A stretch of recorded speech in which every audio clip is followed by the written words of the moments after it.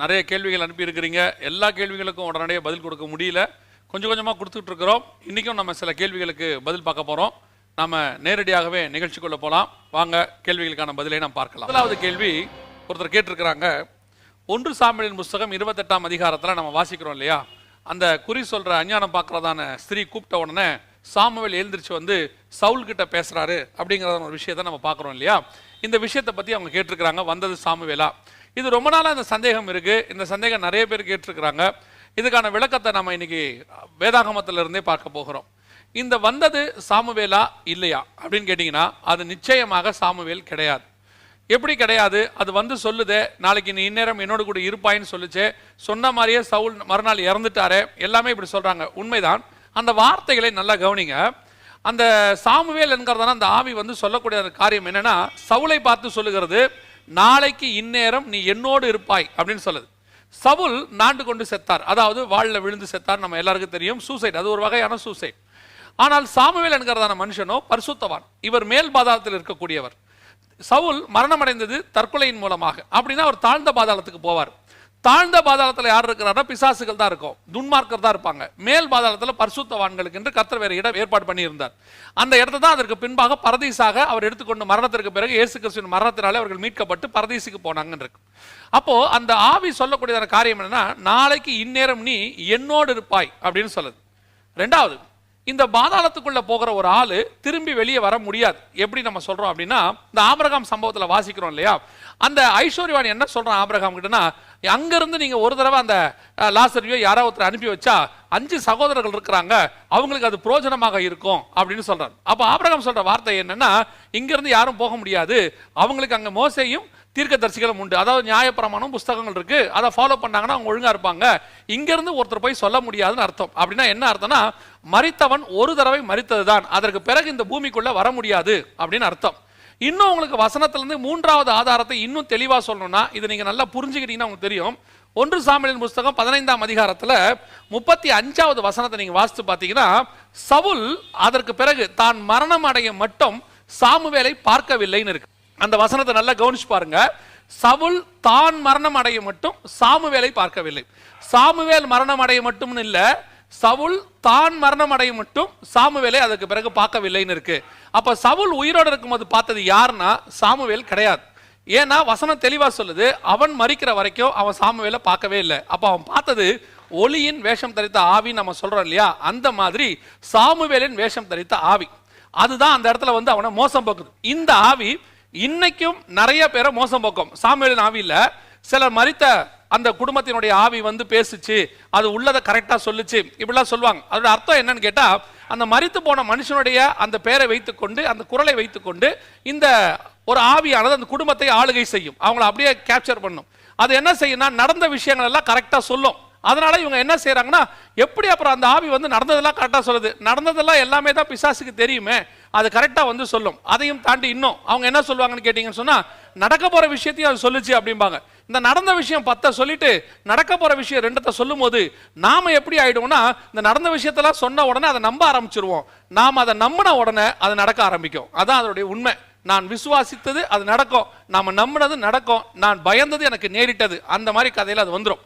அதனால இந்த மரித்த ஒரு மனுஷன் ஒரு தடவை மரித்தால் பின்னர் நியாயத்தீர்ப்படைவது மனுஷனுக்கு நியமிக்கப்பட்டிருக்கிறபடியே அப்படின்னு இருக்கு. அதுக்கு பிறகு அந்த ஆவி வராது. ஆஸ் பர் பைபிள் அந்த ஆவி அதுக்கு பிறகு வரவே வராது. அங்கே வந்தது சாமுவேலின் ஆவி கிடையாது, சாமுவேல் ஆவி வரவும் முடியாது.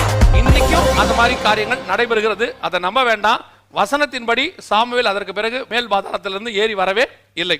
இப்போ நம்ம அடுத்த கேள்விக்கு போக போறோம். ஒரு வித்தியாசமான கேள்வி என்ன அப்படின்னு கேட்டா, ஹோலி லாட்டர், அதாவது பரிசுத்த சிரிப்பு இருக்கா வேதாகமத்துல, அதற்கு ஏதாவது ஆதாரங்கள் இருக்கா அப்படின்னு கேட்டிருக்கிறாங்க. முதல்ல இந்த பரிசுத்த சிரிப்புனா என்ன அப்படின்னா, கொஞ்சம் பேர் இப்போ என்ன செய்யறாங்கன்னா, சபைகள்ல நல்லா சிரிக்க சொல்றாங்க, நல்லா சத்தம் போட்டு சிரிங்க, அந்த சிரிக்க சிரிக்க சிரிக்கத்தான் உங்களுக்குள்ள அந்த மனமகிழ்ச்சி, கர்த்தர் கொடுக்கறதான மனமகிழ்ச்சி வரும் அப்படின்னு சொல்லி நல்லா இஷ்டத்துக்கு, அதாவது நல்லா கவனிச்சுக்கொள்ளுங்க, இருதயத்துல சந்தோஷம் நிரம்பி அந்த வெளிப்பாடாக சிரிப்பு வரணும். இருதயத்துல துக்கம் இருந்தா அதன் வெளிப்பாடா துக்கம் வரணும், கண்ணீர் வரணும். இப்ப ரெண்டுமே இல்லாம நீங்க சும்மா செஞ்சா அதுக்கு பேர் நடிப்பு. இன்னும் நம்ம சும்மா சிரிக்கிற ஆளை பார்த்து என்ன சொல்லுவோம்னு கேட்டீங்கன்னா, பைத்தியம்னு சொல்லுவோம். ஏன் சும்மா சும்மா சிரிச்சுட்டே இருக்கிற அப்படின்னு கேட்டா அதுக்கு பேர் பைத்தியம்னு அர்த்தம். அப்படி சொல்லுவாங்க, நம்ம ஊர்ல சொல்லுவாங்க. இன்னைக்கு அந்த மாதிரி சில ஆட்கள் சபைகளுக்குள்ள இருந்து ஜனங்களை சிரிக்க சொல்றது, நல்லா சிரிங்க நல்லா சிரிங்க. ஏன்னா நீங்க சிரிக்க சிரிக்கத்தான் உங்களுக்குள்ள அந்த சந்தோஷம் வரும். அது வந்து ஒரு விதமான விசுவாச அறிக்கையாமா. இப்ப எப்படி நம்ம சொல்றோம்ல, இந்த விசுவாச அறிக்கை பண்ண சொல்லுவாங்க. அப்படின்னா என்ன அர்த்தம்னா, இந்த கார் இனிமேட்டு எனக்கு கிடைக்கும், இந்த வீடு எனக்கு இனிமேட்டு கிடைக்கும், நீங்க சொல்லிக்கிட்டே இருங்க, ஆண்டவர் உங்களுக்கு வந்துருவாரு, நீங்க சொல்ல சொல்ல அது நடக்கும் அப்படின்னு. அதே மாதிரி தான் நீங்க சிரிக்க சிரிக்க அந்த சந்தோஷம் உங்களுக்குள்ள வந்துரும் அப்படின்னு சொல்லி ஒரு விதமான காரியம். இது மெடிக்கலாவும் இருக்கு. மெடிக்கலி என்ன சொல்லுவாங்கன்னு சொன்னா, அது வந்து ஒரு லாஃப் தெரப்பி அப்படின்னு சொல்லுவாங்க. அதோட அர்த்தம் என்னன்னா, காலையில பாத்தீங்கன்னா எல்லாரும் நல்ல பார்க்ல நின்று சிரிச்சுக்கிட்டு இருப்பாங்க, சவுண்டா சிரிப்பாங்க, சத்தம் போட்டு சிரிப்பாங்க. அப்படி செய்யும் போது அவங்களுடைய இன்னர் பார்ட்ஸ் எல்லாமே, அதாவது உள்ளான காரியங்கள் எல்லாமே சந்தோஷப்படும், களி கூறும். அவங்க வந்து டிப்ரெஷன்ல இருந்து வெளியே வருவதற்கு அது ஒரு பெரிய காரணமாக சொல்லப்படுகிறது. இது உலக பிரகாரமாக சொல்லப்படுகிறதான ஒரு மருத்துவ வைத்தியம். ஆனால் ஹோலி லாட்டர், பரிசுத்த சிரிப்பு அப்படின்னு ஒண்ணு கிடையவே கிடையாது. நம்மை பொறுத்த வரைக்கும் நமக்கு இருக்கக்கூடியது ஆவிக்குரிய சந்தோஷம். உலகம் கொடுக்க கூடாததும் எடுக்க கூடாததுமான சந்தோஷத்தையும் சமாதானத்தையும் தேவன் நமக்கு வச்சிருக்கிறாரு. அதுக்கு நீங்க சும்மாலாம் சிரிக்க வேண்டாம். அவர் உள்ளே வந்தால் சந்தோஷம் தானாய் வரும். இந்த மாதிரி கள்ள உபதேசக்காரர்கள் பக்க வழியாய் உள்ளே நுழைந்து சபைகளை மாம்ச ரீதியாய் மோசம் போக்கி கொண்டிருக்கிறார்கள். இப்படிப்பட்டவர்கள் எல்லாம் ஒரு காலத்துல கர்த்தருக்கு என்று வைராகியமாக எழும்பி பிரகாசித்தவர்கள் தான். இவங்களை தான் பிசாசு தள்ளி மோசம் போக்குறான். இது வந்து ஆக்சுவலி ஒரு மெடிக்கல் தெரப்பின்னு வச்சுக்கோங்க. அதை ஏன் நீங்க ஸ்பிரிச்சுவலி உள்ள கொண்டு வரீங்க? மெடிக்கல் தெரப்பி வேற. நீங்க அடுத்து கேட்டவங்க அதான் சொல்லுவாங்க, இல்ல மெடிக்கலி கூட அது இருக்கு, மெடிக்கலியே வச்சிருங்க. ஸ்பிரிச்சுவல் வேற, சூப்பர் நேச்சுரல் என்பது வேற. இங்க நமக்கு கொடுக்கக்கூடிய சந்தோஷம் ஆவிக்குரிய சந்தோஷம். இந்த ஆவிக்குரிய சந்தோஷம் வரும்போது என் ஆத்மா களி கூறுகிறதுன்னு இருக்கு. அந்த களி கூறுதலுக்கு இந்த மாதிரி வெள்ளம் இல்ல. அதுல ஒரு சிலரும் ரொம்ப அபத்தம். சபைகளில் போயிட்டு உங்களை என்ன செய்யறாங்கன்னா, இடுப்புல கையெல்லாம் வச்சு அந்த இதெல்லாம் செஞ்சு உங்களுக்கு சிரிக்கலாம் வைக்கிறாங்க. சொல்ல சிரிங்க சிரிங்கம்பாங்க. என்னை பொறுத்த வரைக்கும் சிரிக்க சொல்லுகிறவனும் சரி, சிரிக்கிறவனும் சரி, ஒரு விதமான மனநிலை பாதிக்கப்பட்ட ஆளு. உங்களுக்குள்ள சந்தோஷம் வந்தால் தானால் சிரிப்பு வரும்.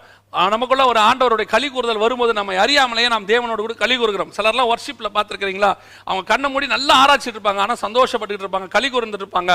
சில நீங்க ஃபாதர் பெர்கமன்ஸ் எல்லாம் பார்த்தீங்கன்னா அவர் தன்னை அறியாமலே சிரிச்சிட்டு இருப்பாரு. அது வேறு, அதுதான் ஆவிக்குரிய சிரிப்பு. இந்த மாதிரி ஆட்கள் பண்றதெல்லாம் இருக்கு பாருங்க, இதெல்லாம் ஒரு விதமான நடிப்பு. இந்த சபைகளுக்குள்ள நடிக்கிற காரியம், ஜனங்களை மோசம் போக்கக்கூடிய நூதனமான உபதேசம்.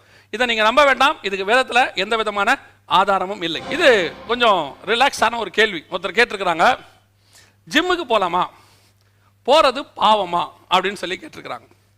ஜிம்முக்கு போறது பாவமா பாவம் இல்லையா அப்படிங்கிறது ஒரு பக்கம் அப்படியே இருக்கட்டும், அதை நம்ம அப்புறம் பேசுவோம்.